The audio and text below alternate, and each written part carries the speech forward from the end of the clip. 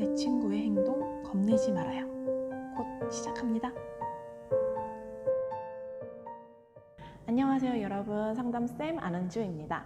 오늘은요 자살 예방 및 생명 존중과 관련된 교육을 실시할 겁니다. 우리 함께 같이 시청해 볼게요. 지난 강의에서는 버섯 이야기로 우리 친구들과 이야기를 나눠봤었는데요. 오늘은요 들어가기에 앞서서 인삼과 고구마 이야기 함께 들어볼게요. 인삼과 고구마 이야기. 나는 누구지? 주위를 둘러보니 모두 인삼이다. 나는 인삼이구나. 어쩌다 보니 인삼밭에 끼인 고구마. 나는 인삼이다. 다른 인삼들과 함께 산다. 저 고구마만 빼고. 인삼 나는 인삼. 고구마는 행복해 보인다. 인삼도 아니면서 행복해도 되는 건가? 인삼도 아니면서? 진실을 알려주겠어.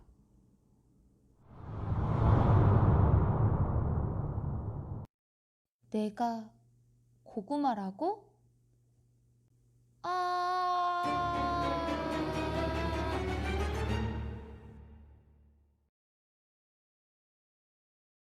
나는 고구마구나.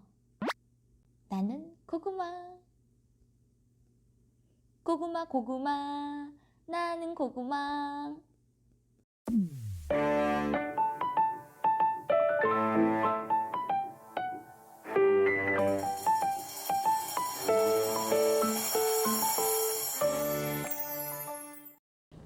우리 친구들 재밌게 봤나요?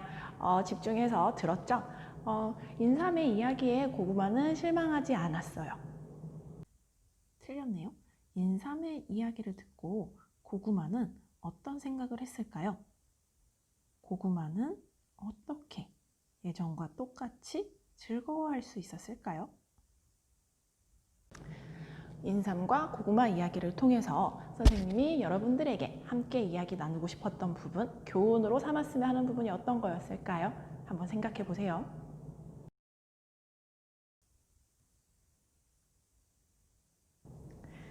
오늘 본격적으로 우리가 나눌 이야기는요, 자살과 자해와 관련된 이야기예요. 조금 무거울 수 있겠지만 우리 같이 한번 살펴볼게요. 보건복지부 산하 중앙심리보건센터의 심리보건 결과에 따르면요, 자살 사망자의 93%가 자살 전 경고 신호를 보냈으나 유가족의 81%는 사전에 인지하지 못했다고 합니다. 요즘 무슨 일이 있나? 혹시 마음이 힘든 건 아닐까? 어떤 모습을 보면 내 친구가 힘이 드는 것 같아 라고 추측해 볼 수 있을까요? 우리 10초만 생각해 볼게요.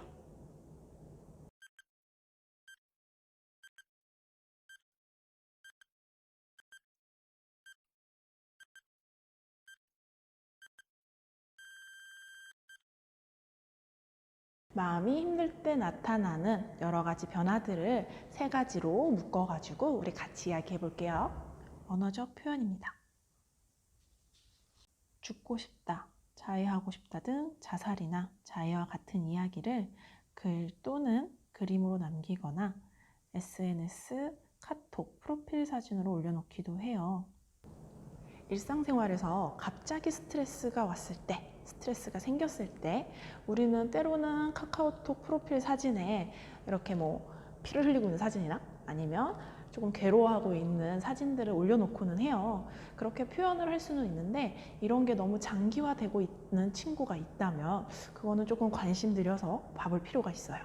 언어적으로 나타나는 두 번째 신호, 신체적 통증에 대한 말이 많아집니다. 여러 가지 일로 죽고 싶을 만큼 괴로운 사람들 중에는요, 두통이나 복통을 호소하는 사람들이 많아요. 스트레스로 인해서 면역력이 약해져서 그렇거나 혹은 고민이 많아서 잠을 잘 못 자는 경우도 많거든요. 다양한 원인으로 실제로 아픈 거예요. 꾀병이라고 생각하면 안 돼요. 언어적 표현 세 번째입니다. 자기 비하를 하는 말인데요. 습관적으로 이건 나 때문이야. 나 때문에 다 망쳐졌어. 내가 제일 세상에서 못났어. 내가 살아서 뭐해. 이렇게 이야기를 하는 친구들이 있어요. 일시적으로 친구들하고 이렇게 농담하듯이 유머러스하게 이야기를 하기도 하지만 이게 너무 지속적으로 또 진심을 담아서 이렇게 자기 비하를 하는 거라면 우리 친구들이 그런 게 아니라고 이야기를 꼭 해줬으면 좋겠어요. 그리고 이렇게 자기 비하를 하는 거는요, 말로써 자기를 굉장히 핥히고 있는 행동이에요. 그렇기 때문에 그렇게 하지 말라고 꼭 얘기해 주세요. 다음으로는요, 행동의 변화, 우리가 알아챌 수 있는 변화 중에 행동적인 부분을 같이 살펴볼게요. 실제로 자해를 하거나 자살을 시도해서 몸에 상처가 있는 경우입니다. 손목, 팔목, 허벅지 등에 깊은 상처가 있거나 바늘 자국이 있기도 해요. 또는 상처를 입힐 수 있는 칼이나 송곳 이런 것들을 늘 지니고 있기도 하죠. 요즘에는 눈썹 칼로 상처를 내는 학생들도 많아요. 혹시 팔이나 허벅지나 어디 보이는 곳에 상처를 치료하지 않고 다니고 있는 친구가 있다면 우리 친구들이 먼저 보건실에 가서 치료 같이 받으러 가자 라고 이야기를 해주면 좋을 것 같아요. 자해를 하고 스스로 몸에 상처를 내는 것 자체를 우리가 좀 다뤄봐야 될 필요는 있지만 일단은 지금 신체에 상처가 생긴 상황이잖아요. 그렇기 때문에 우리 친구들이 같이 보건실로 가서 친구가 치료받을 수 있도록 도와주세요. 다음으로 우리가 관찰할 수 있는 행동의 변화는요, 학업과 관련된 내용입니다. 고민이 많거나 정말 너무너무 괴로울 때는 어떤 다른 것에 집중을 하기가 어려워요. 그러다 보니까 당연히 성적은 떨어질 거고요. 암기력도 당연히 떨어질 거고, 그러다 보면 학교 생활에 재미를 못 느끼고 학교 생활에서 계속 좀 무기력하게 있는 경우들이 있어요.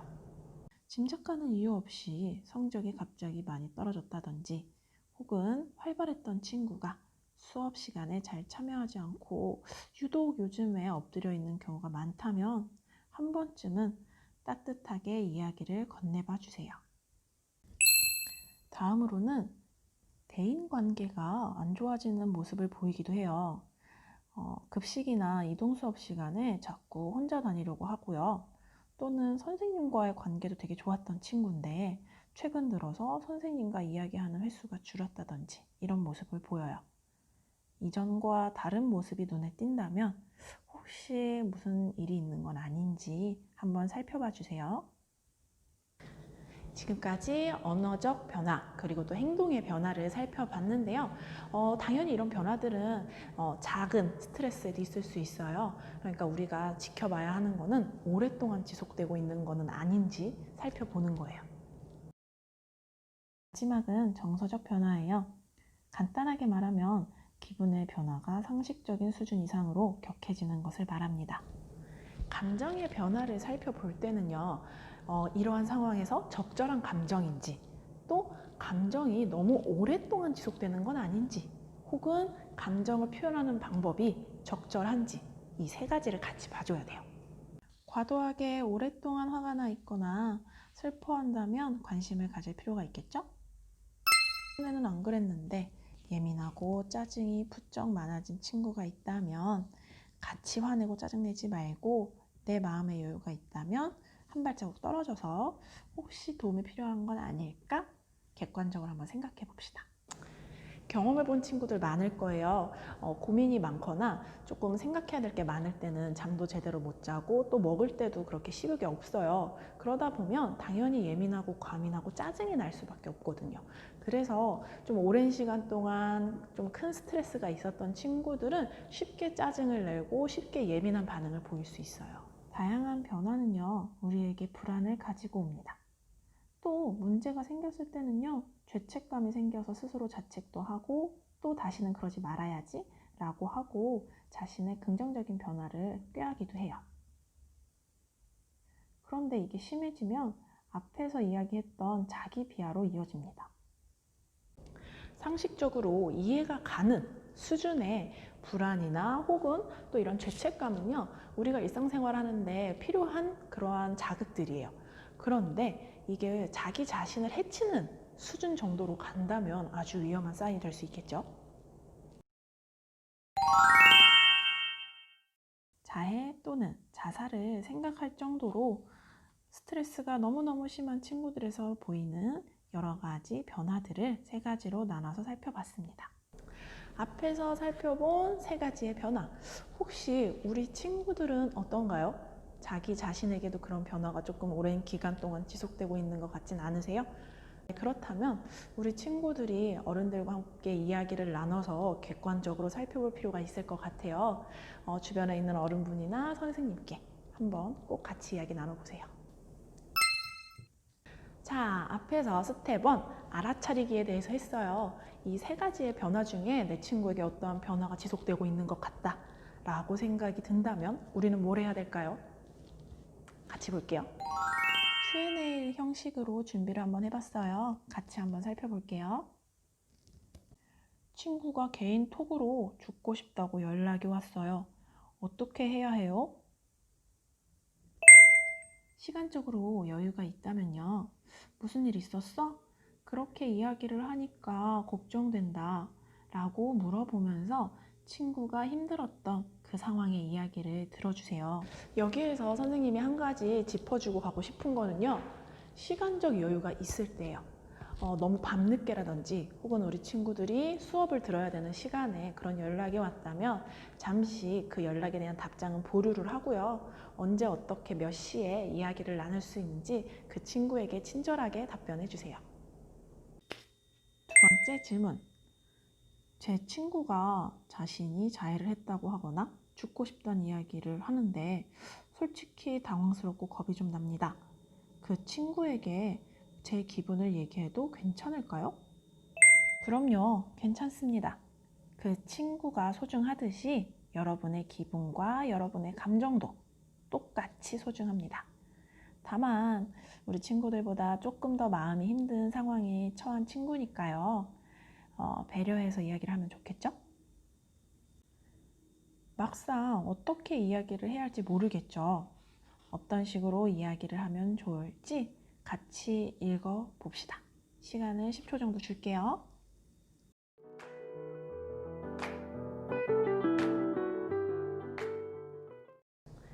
메신저를 통해서 대화하고 있는 상황이라면요.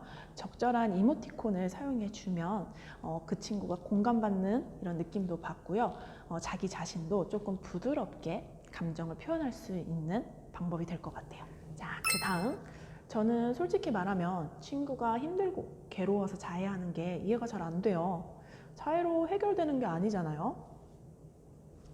해결되는 것도 없고 아프니까 하지 말라고 해도 괜찮을까요? 한 번쯤은 말려보는 것도 괜찮습니다. 그런데요, 정말 슬픔에 오랜 시간 빠져 있고 또 괴로움이 오랜 시간 동안 지속됐던 사람들에게 그런 조언은 어떻게 들리냐면요. 뛰다가 넘어지면 아파. 그리고 핸드폰이나 컴퓨터 그렇게 가까이서 보면 눈 나빠진다. 밤 늦게 자꾸 그렇게 먹고 자고 하면 배 아파 라는 수준으로밖에 들리지 않아요. 어떤 의미인지 알겠어요? 선생님하고 이야기를 나눴던 친구들을 살펴보면 이렇게 자기를 생각해서 해주는 이야기인 줄은 알겠는데 또 그냥 이런 조언보다는 그냥 고개 끄덕이면서 아, 그랬어? 괴로웠겠다, 힘들었겠다 이 이야기가 더 도움이 된다고 하는 학생들이 더 많았어요. 참 어렵죠? 그럼 자해했다고 하거나 죽고 싶다는 친구에겐 도대체 뭐라고 말해야 하는 거예요? 라고 질문을 하는 학생들이 많죠. 그 친구가 자해나 자살을 생각하는 것 그거 말고도 다른 해결 방법을 찾을 수 있도록 생각의 문을 함께 열어주세요. 어떻게 하는 거냐면요. 내가 너의 상황을 다 이해할 수는 없겠지만 지금보다 상황이 더 나아지기 위해서는 어떻게 하면 좋을 것 같아? 라고 이야기를 해주세요. 또는 우리끼리만 알고 우리가 감당하기는 어려운 일인 것 같아. 같이 선생님께 이야기를 드려보자. 내가 같이 있어줄게.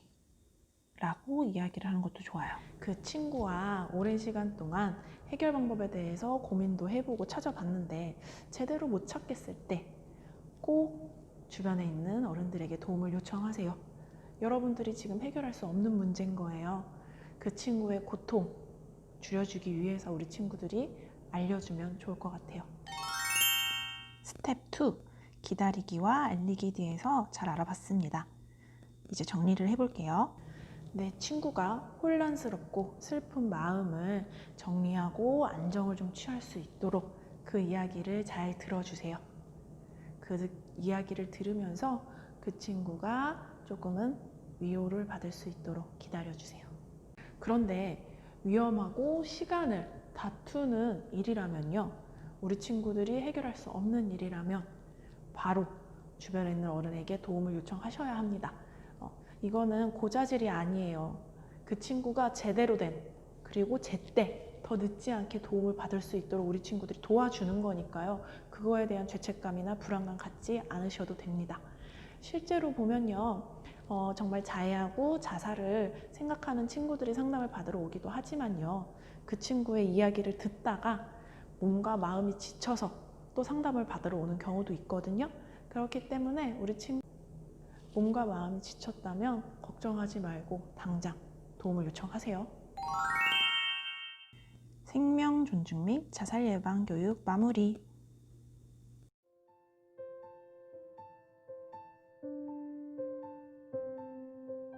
사람들끼리 너무 가까우면 참견하는 것 같고 간섭하는 것 같아요.